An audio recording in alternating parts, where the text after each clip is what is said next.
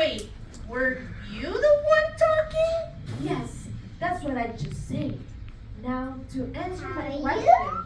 who are you? Well, me, I am Fergus the squirrel. Fergus and the Ponderosa Pine talked for a while, getting to know each other. The Ponderosa Pine tells Fergus how it's been in the woods for hundreds of years, how it's seen several generations of animal families grow up, and how forest fires have made their way through these areas, clearing out the dead understory. Yet, pine still stands strong because it has enough space to grow, and it drops its lower branches when fire does come.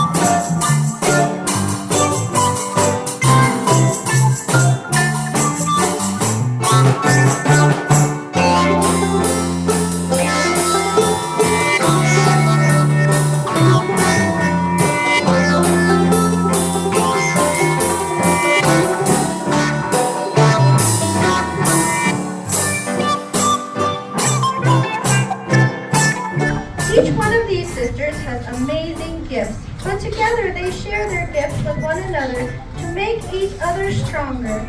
And when eaten together, the three sisters give us all the nourishment we need.